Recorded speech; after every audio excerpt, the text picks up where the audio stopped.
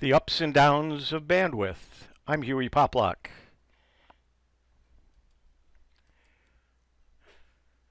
Measuring bandwidth. Bandwidth is measured by megabits and megabytes. And there's 8 bits to a byte. So you need to make sure that if you're measuring it and you're looking at what the bandwidth is, if it's a capital B, it's megabytes. If it's a small b, it's megabits. And you'll see the chart. It compares them. It's just 8 times or divided by 8. Depends on which way you're going. You have a 20 megabyte or 20 meg or megabits connection speed. Here's the conversion. 1 bit equals 0.125 or 1/8 of a byte. Thus, a 20 meg connection in reality is only 2.38 megabytes per second. Internet speed, the number they give you, 5 megabits per second, for example, Mbps, has nothing to do with how fast your internet works. It's not like your car or motorcycle where you can measure how fast it goes in miles per hour or mph. Instead, internet speed is your allocated bandwidth. Bandwidth is the amount of data that can be sent to you, usually measured in seconds. For example, 5 megabits per second would mean that you can receive up to 5 megabits of data per second. The best way to explain and understand how bandwidth and your internet speed works is by using an analogy. We're going to use a couple of them. The first one is, think of the bandwidth like a freeway. All the cars or the data travel at the same speed. So to get more data from the internet to your computer faster, the freeway needs to be wider. Have you ever been on a freeway where one of the lanes is closed or a couple of the lanes are closed and everybody is end to end? You can't go as fast. But when everybody is side by side, all the lanes are open. Once you get past the point where the accident was or where somebody's pulled over, everybody, all of a sudden, there's no bottleneck anymore. Everybody's going up to the speed limit or more. In other words, say 1 megabit per second is the equivalent of 1 lane of freeway. And let's say that you were trying to download an image which is 5 megabytes in size. So if you had a bandwidth of 1 megabit per second, 1 lane freeway, it would take you roughly 5 seconds to download the image. Now let's say you have 5 megabits bandwidth connection or a 5 lane freeway. How fast will you receive your image? In about a second. More bandwidth means that you'll receive more data at the same time. In this example, you can download 5 images with the wider bandwidth. In the same time, you could download 1 with the narrower bandwidth. Here's another picture of that same analogy. Bandwidth is like the number of lanes. The network devices are on-ramps, traffic signals, signs, and maps. And packets are like vehicles. In other words, how they're the container in which they're moving. What's important to note here, and this confuses a lot of people, is that your internet isn't any faster from 1 megabit to 5 megabits, or however many, how much your bandwidth connection has. Your data is just transferred to you at a faster rate because more data can be sent at the same time. It's more efficient, making your internet perceptually faster, but not technically faster. Another confusing thing about shopping for internet is when you see speeds listed like this, 5/1 megabits per second. What does this mean? Well, that means the internet plan has a download speed of 5 megabits per second and an upload speed of 1 megabit per second. The reason why your upload and download speed are different is because most internet connections are asymmetric. In English, this means that the bandwidth is a different size going one way compared to the other. Since most users consume content rather than upload it, the bandwidth for download speeds is larger than the upload. Yeah, what does affect your Internet speed, the connection type. Are you DSL? Are you using an old modem? Are you using a cable modem?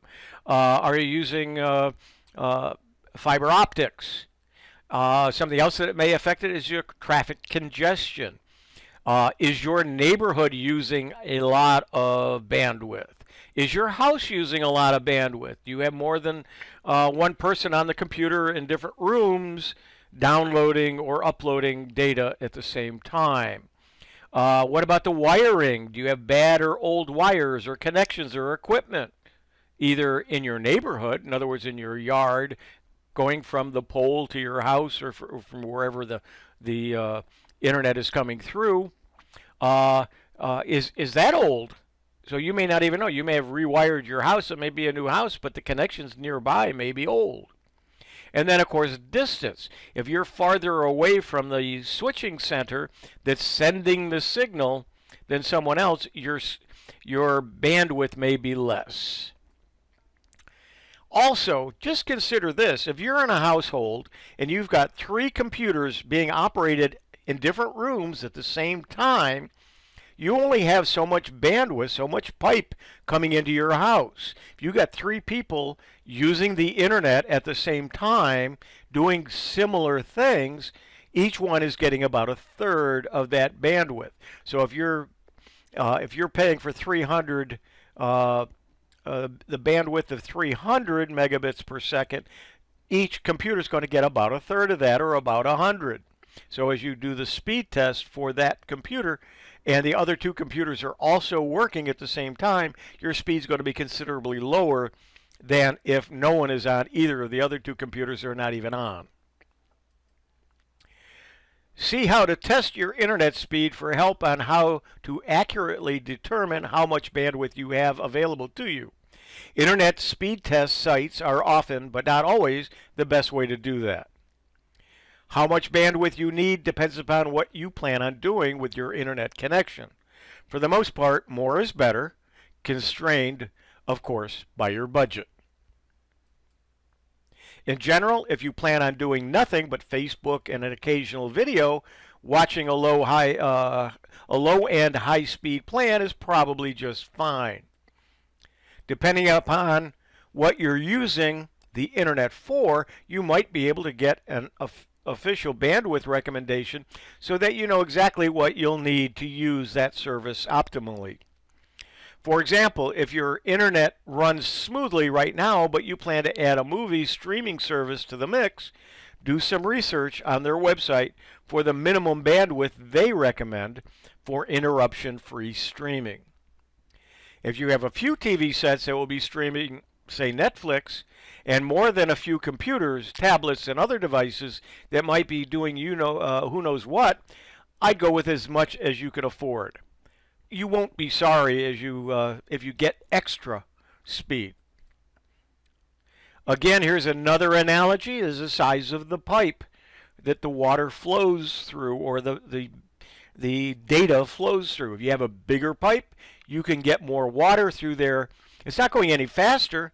It's just you're getting more of it at a time. So in other words, as the bandwidth increases, so does the amount of data that can flow through a given amount of time. Just like the diameter of the pipe increases, so does the amount of water that can flow through during a period of time. And so, say you're streaming a movie, someone else is playing an online multiplayer video game, a couple of others are on your same network, are downloading files or using their phones to watch online videos. It's likely that everyone will feel that things are a bit sluggish, if not constantly starting and stopping. This has to do with bandwidth.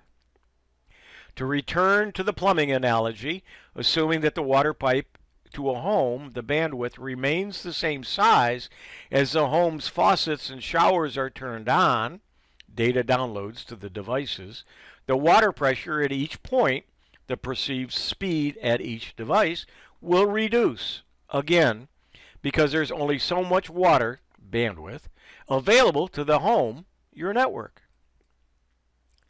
And again, here's another illustration If you've got a little garden hose and you put your finger in front of it, you've got low bandwidth, you've only got so much water going through it. You got a huge hose and it's wide open, you're going to get a lot of water through there. And here's some more on the pipe analogy with different sizes and so on. Put it another way, bandwidth is a fixed amount based on what you pay for. While one person may be able to stream a high-def video without any lag whatsoever, the moment you begin adding other download requests to the network, each one will get just their portion of the full capacity. The test will give you a specific result of how fast your internet really is operating, measured in megabits per second, or Mbps. Knowing how fast your internet is will give you a good idea of what you can do with it. So here's a chart. If you're just doing some web surfing, email, and no video streaming, you can do probably 2 to 4 megabits per second.